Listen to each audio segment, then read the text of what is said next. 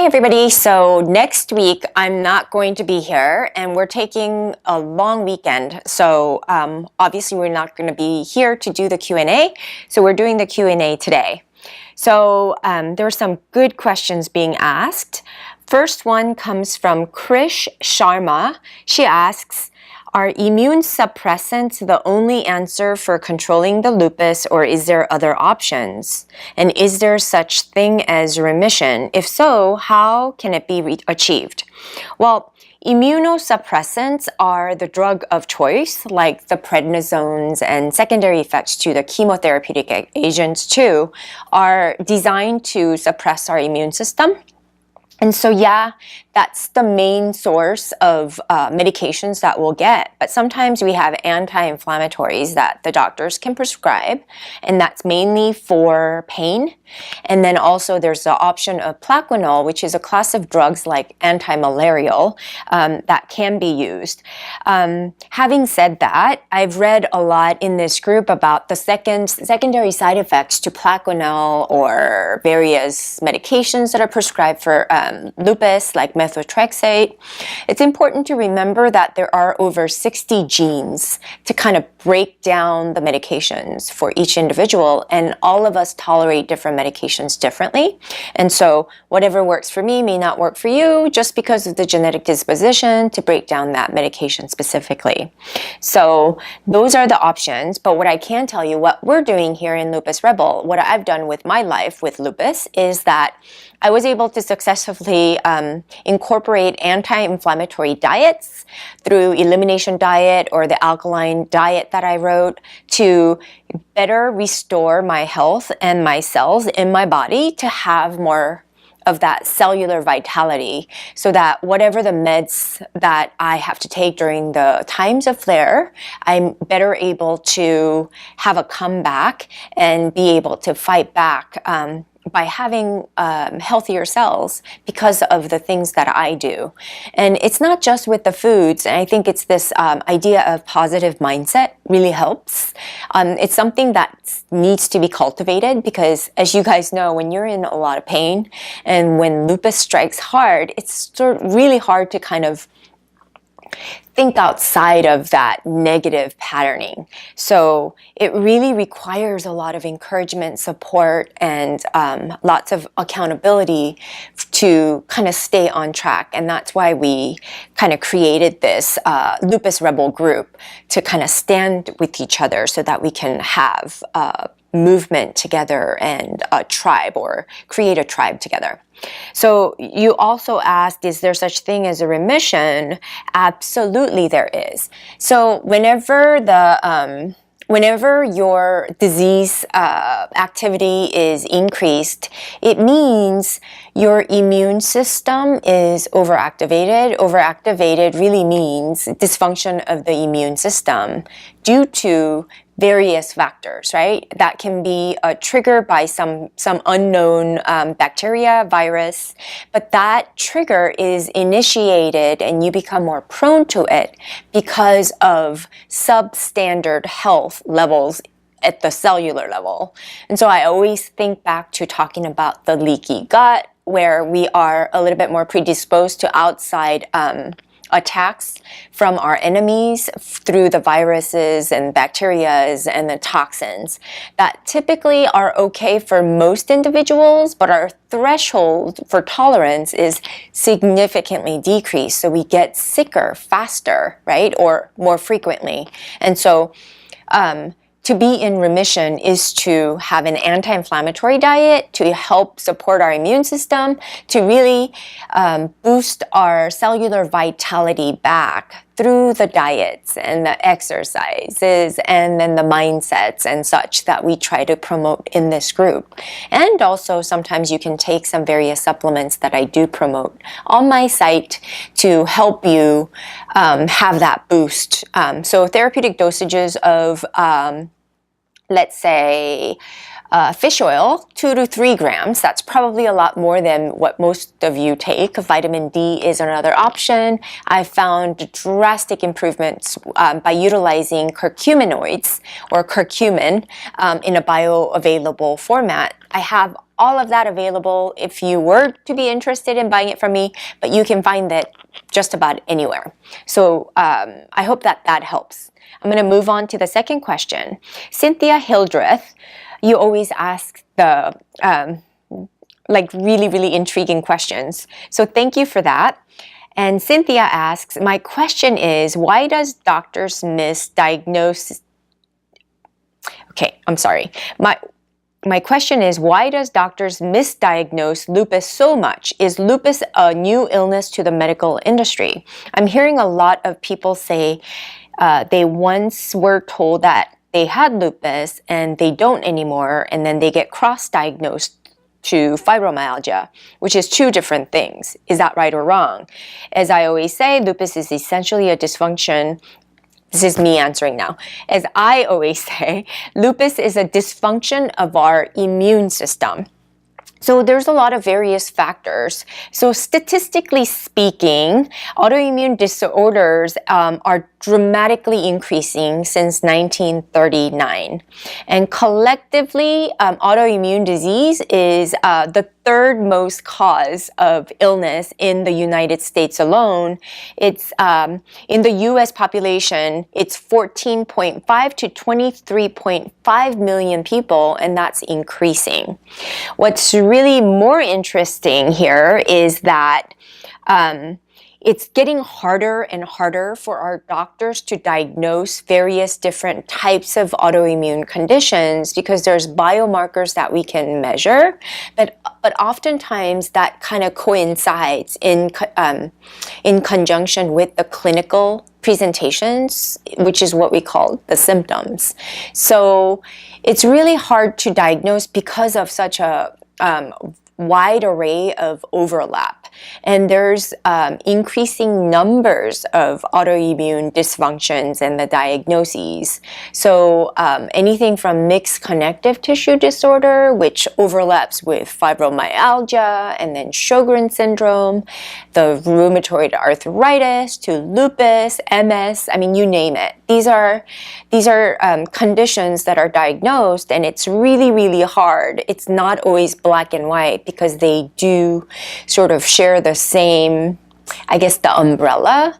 And so the better way I feel to look at autoimmune condition is to kind of look at it from an umbrella, to kind of classify them under the guise of immune dysfunction. So just think of it as your immune system gone bad. And so you have various types of symptoms, and collective symptoms are now diagnosed through the medical system to be able to have a specific medication and a diagnosis code for the insurance, policymakers and such, to be able to kind of track and follow and research and all those other things. So I think we sort of tend to take this a little bit too far, and as a result, we as patients can easily get lost in the shuffle. So I hope that kind of answers your question, because even just for lupus, there's 11 types of symptoms that you must have. And then if you've got positive double-stranded DNA, for example, then you absolutely have, lupus. What I do know from a clinical standpoint, from a clinician, is that not all labs are the same. Not all normal ranges are the same. So there are definitely more intelligent differentiating biomarkers that we can track nowadays, and that's why the genetic testing and other enzymatic and food sensitivity to micronutrients, to stool testing, to hormone testing, all those things come into play to kind of better understand the overall, the pattern of what you're looking at. I know that this is a very vague answer to your question, but again, lupus or autoimmune conditions are very vague. It's very gray. So I hope that sort of helps to shed some light for you. So thank you. Next question comes from Ellen Verstraeten. I think I said that right. She asks, everyone that also have big problems with doctors, doctors who forget tests doctors who forgets to conduct certain tests, doctors who don't believe you, and they say that it's stress, that it's between your ears, and they laugh loud in your face. You get the wrong diagnoses, doctors saying different things. Go to the emergency room before the doctor believes you. She says, I don't know anymore. Well, so it's becoming a little bit more common, is why I think the holistic and alternative therapies are being more recognized. And you as patients and me as a patient are turning more towards the alternative care, and really making sure that I have full control over my health is going to be the way of the future. And I hope you guys all recognize that, because here's the thing with Obamacare and with the third-party payers, no matter what, the doctors are trained for a course of 8 years, kind of given this time to study the dysfunction and the various disease and pathology states. They don't really know what it means to walk the line of health. I haven't met many doctors who practice what they preached. They understand the pathology so much so that they become so saturated in that alone that all they know and all they're taught is to throw medications at it. So it's really biased from that standpoint. What I do also know, the bureaucracy of the insurance carriers, it's getting out of hand. The bureaucracy, the political system, government's hand in the medical system is getting out of hand. And so therefore, now we don't have, as providers, if you take any insurance, we don't have autonomy to practice the way we need to be practicing. We're short on time. We're short on resources, and we don't get paid if we don't do procedures. So if you go to the orthopedic surgeon, they want to cut you open. If you go to the, urogyno surgeons, for example, and that's the field I'm in women's health, they want to cut you open. And that's like if you go to a specialist, they all have their procedural codes, which they have to do in order to stay afloat. And if you go to any rheumatologists, unfortunately, their biggest ammunition are the biologic drugs, such as the infusion centers are becoming really, really huge. And there's a lot of money in it because of research and the pharmaceutical companies sort of subsidizing those kinds of treatments, if you will. So unfortunately, that's where we are at. And it's not the doctor's fault necessarily, because I have a lot of doctor friends that it's sort of the way of life, it's sort of what they have to do. They have to triage their patients to make sure, one, they get paid, and two, that they cover their liability to make sure that they don't get in trouble with their credentialing body like the American Medical Association. So there's just a lot of layers to that. So what I'd recommend to Ellen is to find another doctor. There's many good doctors out there that are kind of looking towards doing a little bit more functional medicine, paying a little bit closer attention to the patients. Often though, however, they will be out of network for them to afford the time to spend with you. And that's sort of what I've chosen to do in my practice as well, unfortunately. So that's where we are. And so I encourage you to work on your health and create health so that you don't have to subject yourself to be under the care of the medical system. So moving on. Marina Completo asks, I have both lupus and Sjogren's, and in addition to adult onset asthma and diabetes type 2. Do you know anyone that has tried NDL therapy, and or can you comment on it? The comments I've read on it seems encouraging. I am so ready to feel normal again. Not like overwhelming fatigue, or I don't like the overwhelming fatigue for over 20 hours a day. So, Marina, I'd have to say, because of the diabetes as well as your allergies or asthma, adult onset at that, I have to tell you that you probably have a mitochondrial dysfunction. It's a metabolic dysfunction as well. You've got receptors on your cells that are not able to shuffle and use the glucose or the food that you take in.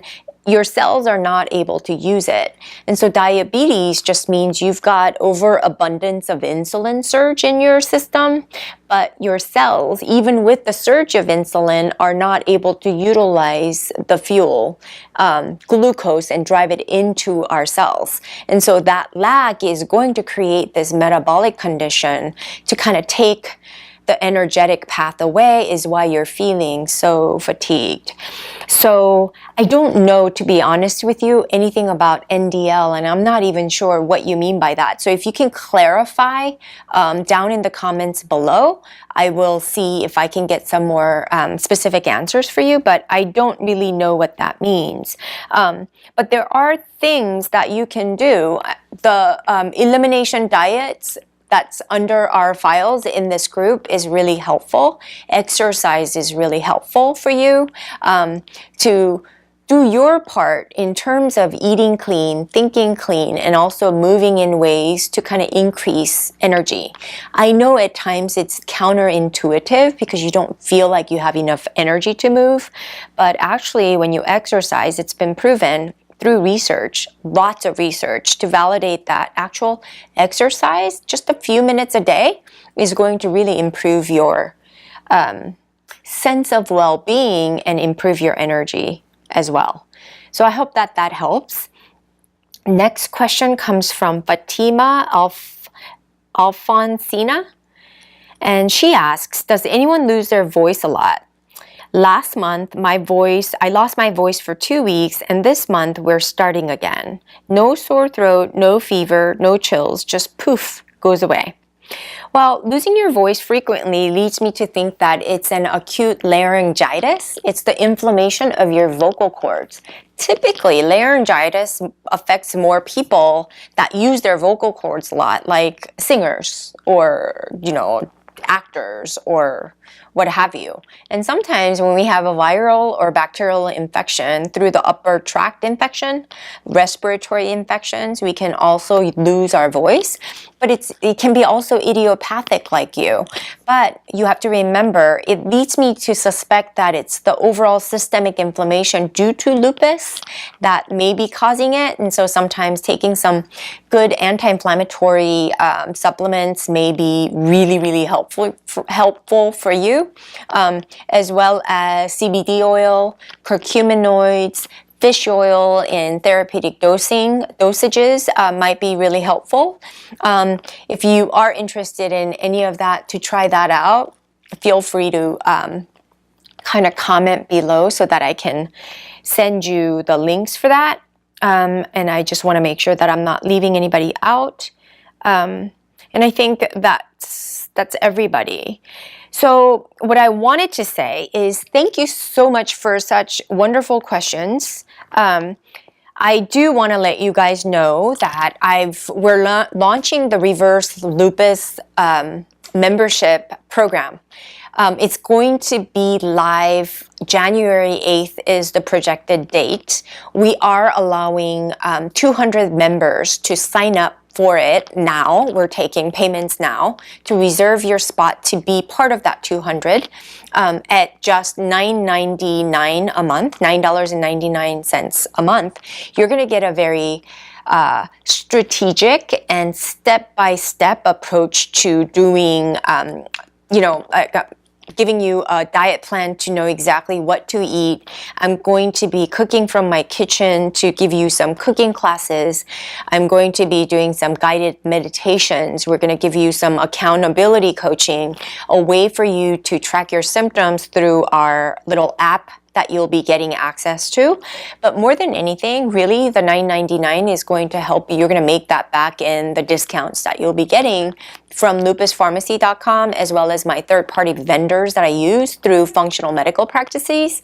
So all these will be paid in full with just the discounts alone, but I'm gonna over deliver because I heard you guys are all financially tight, but I wanted a way for me to share what I know about the functional medicine in a way that you guys can apply it every day. So this is going to be a very focused group of people.